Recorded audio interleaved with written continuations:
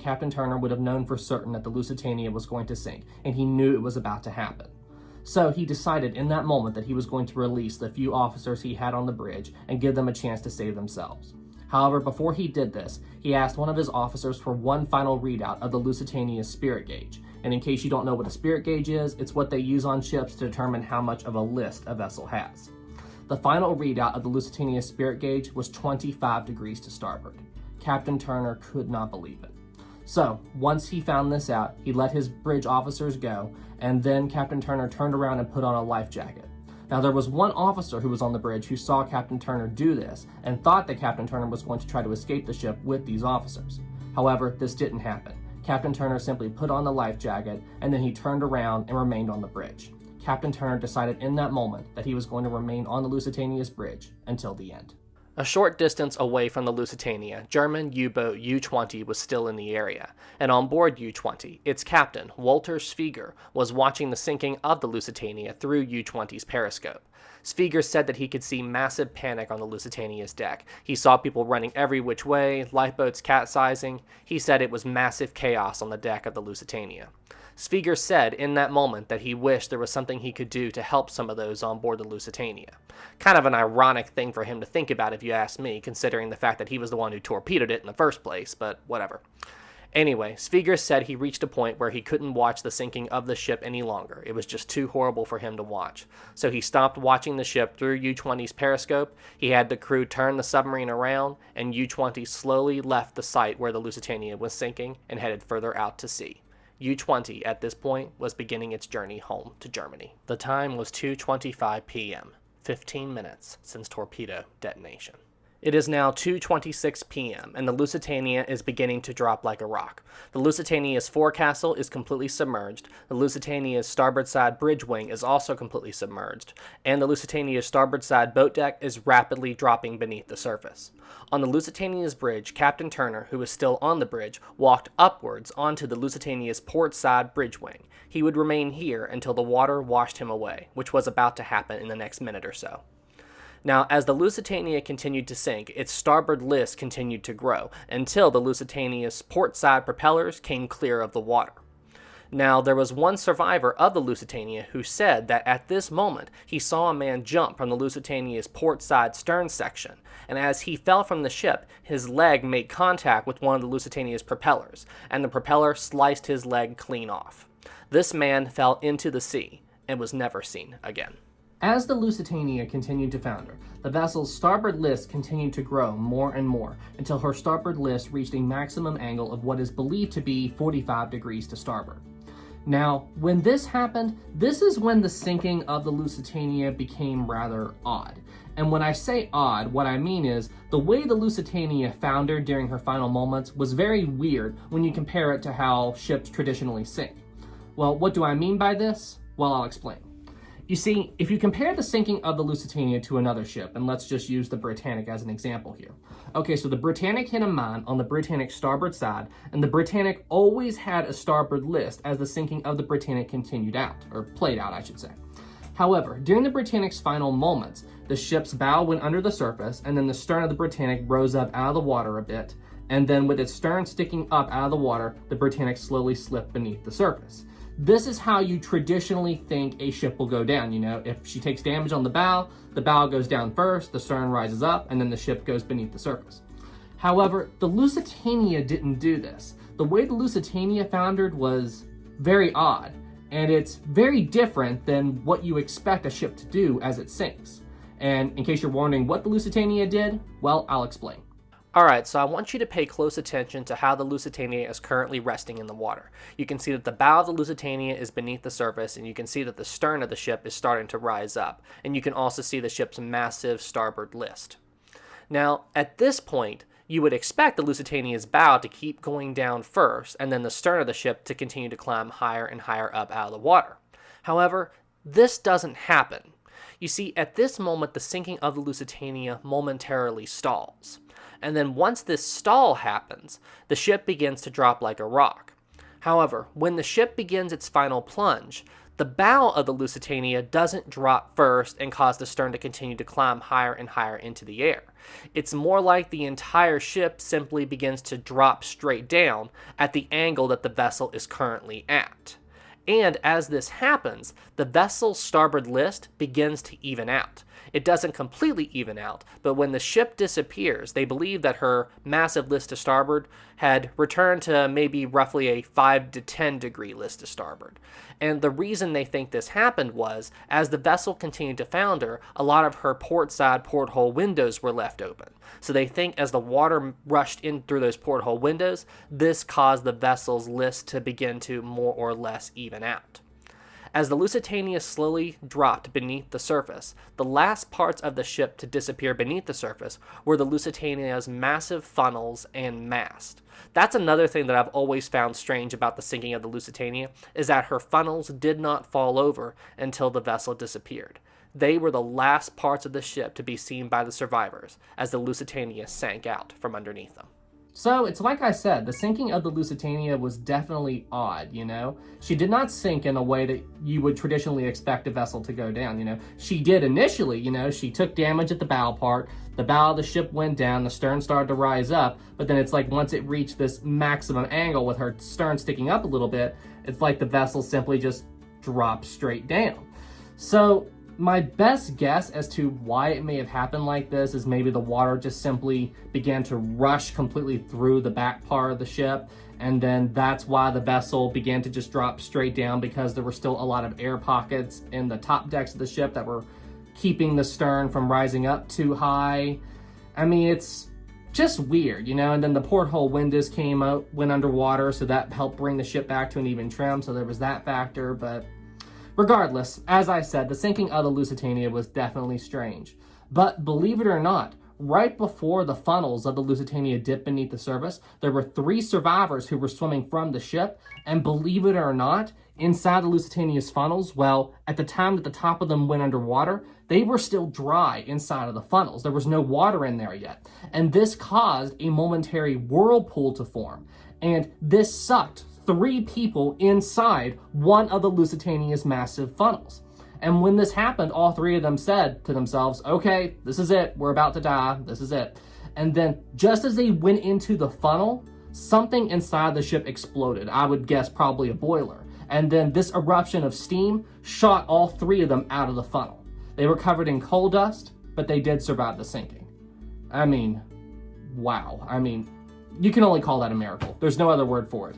These 3 survived the sinking of the Lusitania by nothing short of a miracle. Then, just 18 minutes after torpedo detonation, the RMS Lusitania sank beneath the surface. When this vessel sank, it threw 1,959 people into the Atlantic Ocean, and of that number, 1,197 people would lose their lives when the vessel went down. On Friday, May 7th, 1915, at precisely 2:28 p.m., 18 minutes after being torpedoed by German U-boat U-20, the RMS Lusitania sank to the bottom of the Atlantic Ocean. When this ship went down, she took 1,959 people that were on board the ship and threw them into the cold Atlantic Ocean. Now keep in mind that the ocean around the site that the Lusitania went down was nowhere near as cold as it was on the night that the Titanic sank, so it wouldn't kill right away. However, the water around the site that the Lusitania sank was cold enough that if rescue didn't arrive on site soon, then everybody who was on board the RMS Lusitania when she sank really did have the risk of freezing to death in the cold Atlantic Ocean. Now, just to give you all a little bit of context here, the water temperature around the site that the RMS Titanic went down at was roughly 28 degrees Fahrenheit or minus 2 degrees Celsius. Now, let's compare that water temperature to that of the water that was around the site that the Lusitania went down in. At the site that the Lusitania sank, the water temperature on that particular day was roughly 55 degrees Fahrenheit or 12 degrees Celsius. So, as you can see, the water temperature was nowhere near as cold around the site that the Lusitania sank as it was around the Titanic. However, that is still very cold water. Now, in case you're wondering how long somebody can last in water of that temperature, let's turn to my favorite Titanic book, On a Sea of Glass, because it does have a chart in it that tells you how long people can survive in various water temperatures. So, according to this book, in water that is below 32 degrees Fahrenheit, so we're talking about the water temperature around the site that the Titanic sank, you would be expected to survive roughly 15 to 45 minutes. They think you would lose consciousness in around 15 minutes and that your heart would stop within 15 to 45 minutes. So, very low survival time in the water around the site that the Titanic sank. Now, let's compare that to the Lusitania. Around the site that the Lusitania sank, it would expect somebody to lose consciousness within 1 to 2 hours. That's when the effects of hypothermia would begin to kick in. And an expected survival time of 1 to 6 hours. So, as you can see, the people around the site that the Lusitania sank were definitely at risk of freezing to death if help did not reach them in time. However, help was on the way. Word of the disaster had already reached London, and they were working to try to get a rescue fleet out to the site that the Lusitania sank as soon as possible. The rescue mission was going to be launched from the town of Queenstown, which was roughly 20 miles or so from the site that the Lusitania sank. One of the first ships to begin leaving Queenstown was the HMS Juno, a military vessel that could reach the site that the Lusitania sank in less than an hour. However, right after the Juno left port, the Admiralty sent an urgent message to the Juno telling it to return to port and not to go to the site that the Lusitania went down. The reason the Admiralty did this was because they were afraid that the Juno would be torpedoed by German U-boat U-20 because they didn't know if it was still in the area or not.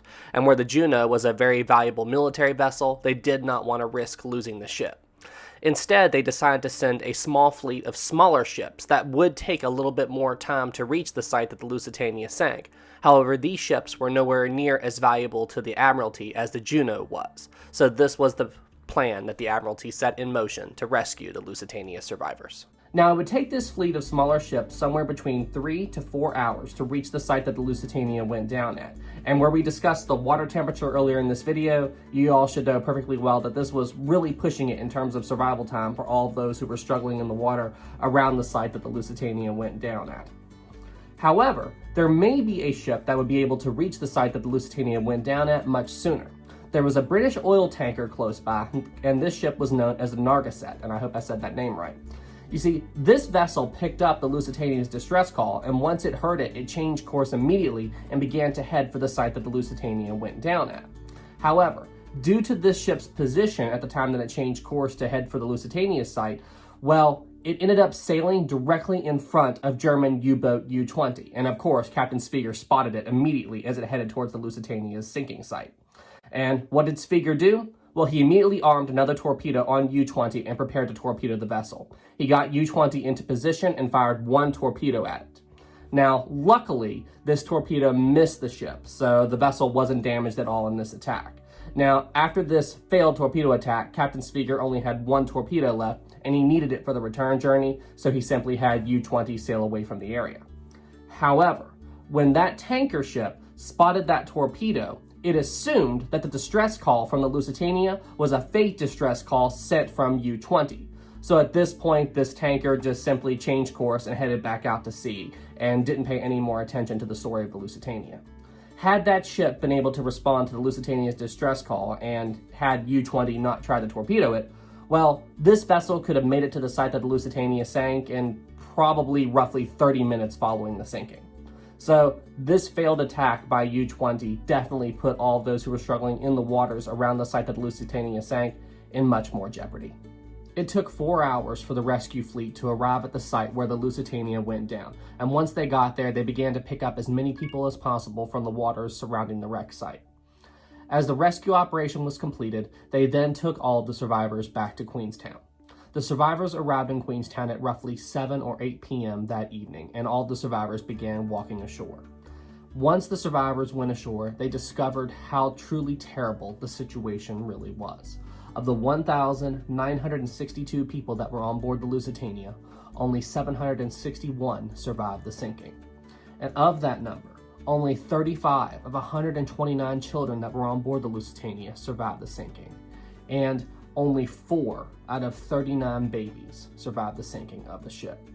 However, it was quickly discovered that one person who no one expected to survive the sinking of the Lusitania, in fact, did survive.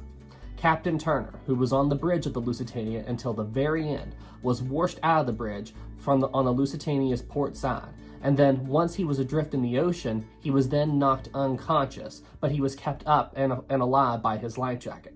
He was found out cold in the water, and a rescue ship brought him aboard and took him to Queenstown, at which point Captain Turner did make a full recovery. Immediately following the sinking of the RMS Lusitania, there was a massive international outcry and condemnation against Germany. People simply could not believe that Germany would go out and attack and sink a passenger liner like the Lusitania.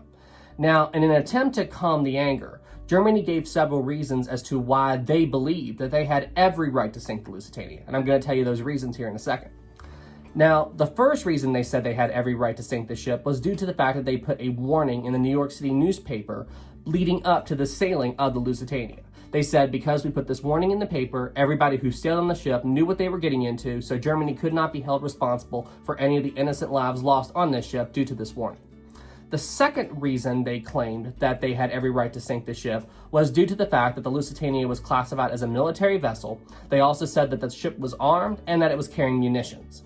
Now, while it was technically true that the Lusitania was classified as a military vessel, officially the ship was known as an auxiliary cruiser, the claim that the ship was armed was simply not true. The Lusitania was not armed in any way, shape, or form on this voyage. I don't think she was ever armed throughout the entire war. Now, when Germany claimed that the RMS Lusitania was carrying munitions, this wasn't just a false claim that they made by just saying, oh yeah, we sunk the ship because we knew it was carrying munitions. They actually had a little bit of evidence to back up their claim that the ship was carrying munitions. Although, technically speaking, the munitions they were referring to wasn't classified as munitions at all. It was actually classified as small arms ammunition and stuff. You see, on the Lusitania's public manifesto, it stated that the Lusitania was carrying some small arms ammunition on board, so like rifle cartridges, unexplosive fuses, things of that nature. And when the German embassy over in the US saw this, this is what they used to try to back up their claim that, yeah, they had every right to sink the Lusitania. However, if you take a look at cruiser rules, the cruiser rules state that a ship like the Lusitania wasn't allowed to carry munitions. And when they say that the ship isn't allowed to carry munitions, they're referring to more high-grade military explosives and things of that nature. You know, things to be used in major weapons of war, not just rifle ammo and unexplosive fuses and stuff like that. So, technically speaking, if the Lusitania was only carrying this stuff, it wasn't violating cruiser rules. But here's where the first sign of controversy comes into play. You see, unofficially, the Lusitania was actually carrying some more high-grade military equipment on board that would be classified as illegal under cruiser rules. You see, unofficially, the Lusitania was also carrying 46 tons of aluminum powder, which was used in the manufacturing of high-grade explosives. It was also carrying 50 cases of bronze powder, and it was also carrying a very large quantity of gun cotton. However, none of this stuff was classified on the ship's manifesto or listed on the ship's manifesto. And if it had been public knowledge, well, it wouldn't have been good for the Lusitania. Now, the fact that the Lusitania was carrying the small arms ammunition was public knowledge that was available to anybody in the States. Anybody could look that up. However, this bit of information was kept secret over in the UK. However, no one knew that the ship was actually carrying this more high-grade military equipment on board. However, despite these claims by Germany, it did nothing to calm the anger. In fact, you could even say that it made the anger towards Germany even worse. President Woodrow Wilson was furious at Germany for sinking the Lusitania, and he thought it would eventually bring the US into the war. However, as more time went by, photos and video showcasing how horrible the disaster truly was began to make their way around the Allied nations, and the anger towards Germany continued to grow. Now, the British Admiralty noticed how much anger the public had towards Germany as a result of the sinking of the Lusitania. So what they decided to do was release a series of propaganda posters to try to entice more people to join the war effort against Germany. These posters would show the sinking of the ship. It would depict the victims of the sinking, and the posters would say things like, avenge your fellow Irishmen, join the war effort. So, as you can see, the British government really did try to capitalize the sinking to their advantage and use it to help win the war sooner. 1 month after the sinking of the Lusitania, an official inquiry was held in London where they were going to discuss the sinking of the ship. They called Captain Turner, several members of his crew, and several passengers who survived the sinking of the Lusitania into the inquiry to discuss everything that happened with the ship. Another reason why they decided to hold this inquiry into the sinking of the Lusitania was because they wanted to find out who was truly at fault for the sinking of the ship. Now, while it was true that it was common knowledge that Germany was the one who ultimately sunk the Lusitania when they torpedoed it, they wanted to find out if there was any fault to be had on that of the British government, Captain Turner, his crew, They wanted to see if anything could have been done differently to help protect and safeguard the Lusitania. They also wanted to see if Captain Turner and his crew had made any mistakes that could have, if they hadn't have made these mistakes, maybe this horrible disaster would have never happened in the first place. The head of the inquiry was going to be this man. His name was Lord Mersey. And, fun fact, this man was actually the head of the British inquiry into the Titanic disaster that occurred a few years earlier.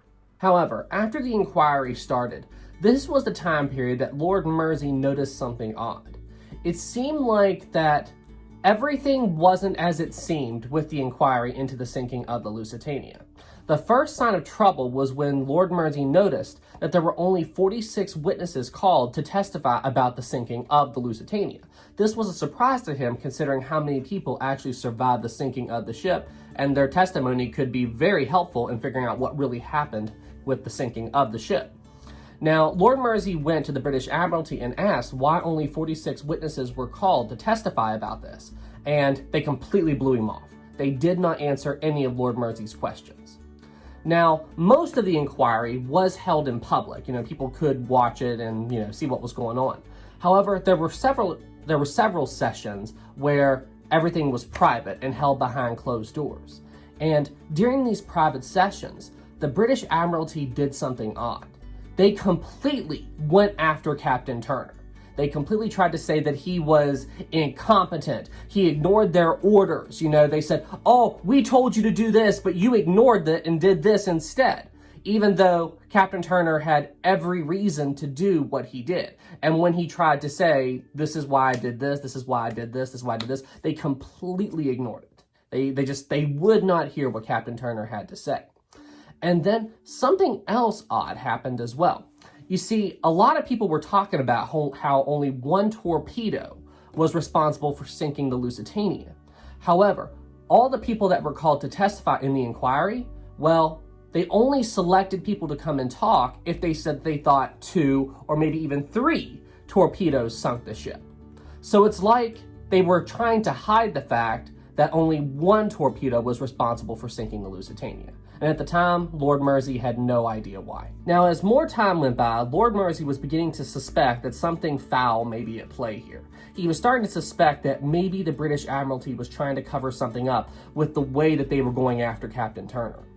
Now, eventually, the British Admiralty would realize that they weren't getting anywhere with Lord Mersey when they were trying to go after Captain Turner.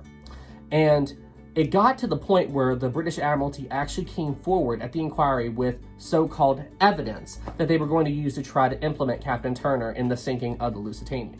This evidence that they presented was a series of documents that showed messages that they claimed that they sent to ships that warned them that U-boats were in an area that Lusitania was going to be sailing into.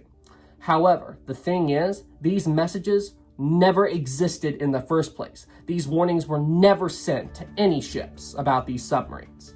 So, as it turns out, and Lord Mersey discovered this a little bit more investigating, these documents, well, the British Admiralty actually prepared 2 different sets of documents to be used in the case against Turner.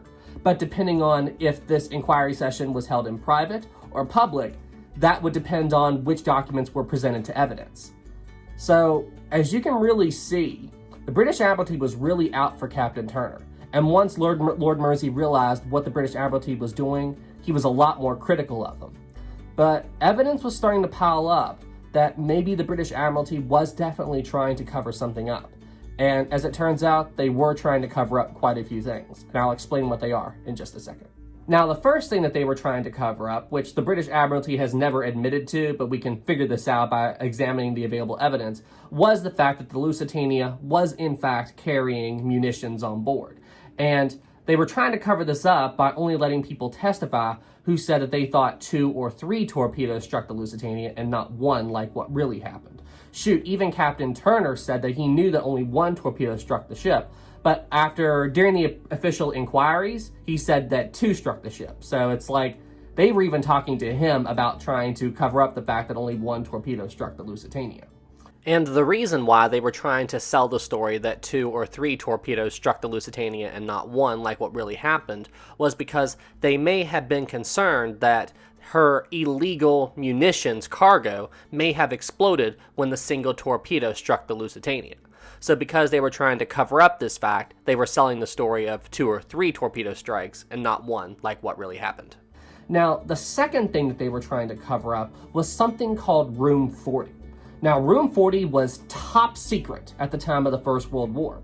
And what it was it was a part of the British Admiralty where its primary objective was to pick up and decipher German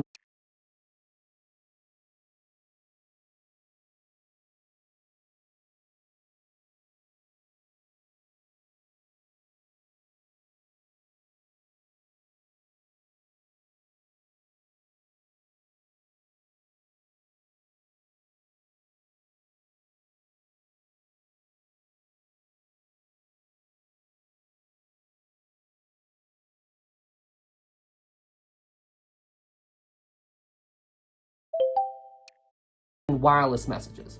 You see, Germany was using the Marconi wireless system, just like all ships were during that time period, but they were encoding all of their messages with this code so that no one could read what these wireless messages said.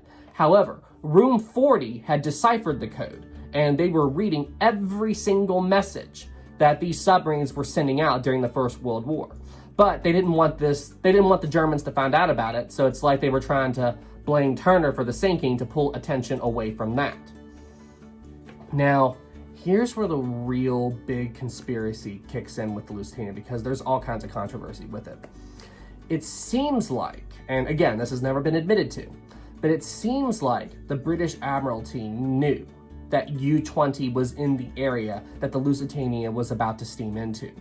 Because what you guys may not know is Room 40 had been monitoring U-20 for about a month leading up to the sinking of the Lusitania.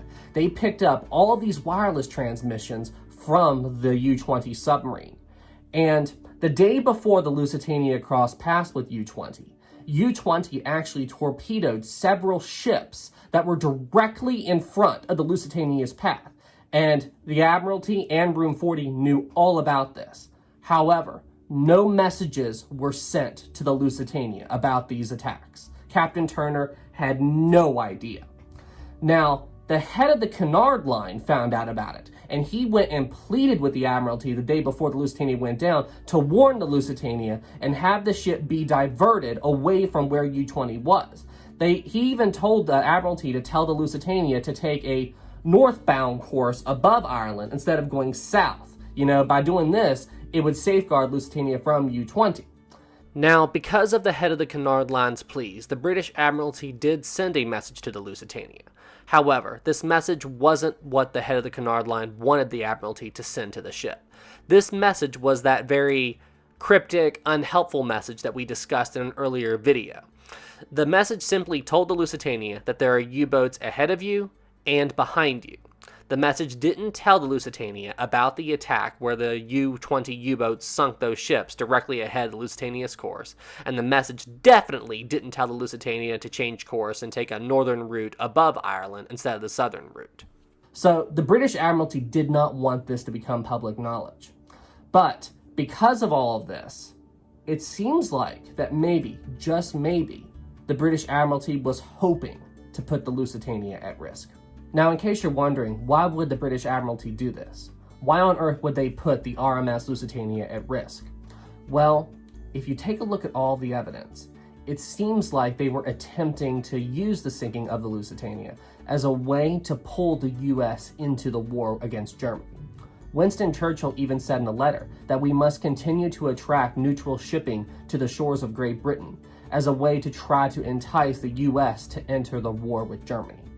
Now, it wasn't just this one claim, and all the stuff that we've already talked about in the video that makes people think that something more shady was at play with the sinking of the Lusitania. There was actually other evidence as well. And the biggest one was, why did the British Admiralty fail to provide destroyer escort to the Lusitania? You see, that was something else that people talked about. The Lusitania was supposed to be protected by the Navy as the ship approached the UK coastline. And when the British Admiralty was asked if they were going to protect the Lusitania as it got closer, they shrugged it off and said that we can't protect every single ship that comes our way. We just don't have the resources for it. However, that wasn't true, because there were several military ships that were available to protect the Lusitania docked in Queenstown that were not doing anything. But the British Admiralty did not send them out to help the Lusitania. So when you factor in a lot of the stuff that we've talked about in this video, while we can't say for certain, it definitely does look like that something more shady was at play here. Now, I do want to clarify one detail here. I want you all to know that I do not think that the British Admiralty intentionally sunk the Lusitania. And what I mean is, I don't believe that they were directly responsible for the sinking of the ship. I don't want you all to think that at all.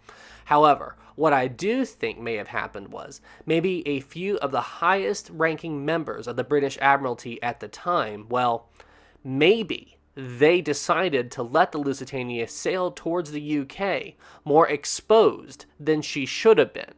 And maybe they were hoping because of this, the Lusitania would be attacked, and then they could use this as a means to pull the US into the war. Now, by default, I'm not a person who really puts a lot of faith in conspiracy theories. By default, I don't usually believe them at all. However, when you really study the sinking of the Lusitania, it's hard to look at this entire disaster and not think that there was some kind of conspiracy at play here, especially when you study all of the evidence. So now you all see firsthand why the sinking of the Lusitania is so controversial and why people still have a lot of questions about this sinking to this day. Now, eventually, Lord Mersey would resign as head of the inquiry into the whole Lusitania affair. He basically just had enough with all the shady behavior that was going on. When he was later asked about it, he said that the whole Lusitania affair was a complete mess and he wanted nothing more to do with it. That should tell you how bad things were if the head of an inquiry was to resign. Good gosh. Anyway, eventually Captain Turner and the British Admiralty were cleared of all wrongdoing in the whole Lusitania affair. They said that blame for the Lusitania disaster rested completely on Germany because they torpedoed the ship. Now, it would take another 2 years before the US would enter the First World War. And while the Lusitania's sinking wasn't the primary reason as to why the US got involved in the war, it was a big factor. But yeah, guys, now you guys see why the sinking of the Lusitania was very controversial. There's still a lot of mysteries about the Lusitania that we do not have any information on to this day. If you go and look at the official inquiries into the disaster, you'll notice that documents from the inquiry are completely missing. You know, there's still a lot of secret information about that. And in the 1930s, people said that they could see British ships bombing the wreck of the Lusitania. Now, they're like, why was this happening? You know, why were they bombing the wreck of the ship? It almost seemed like that there was something to hide there.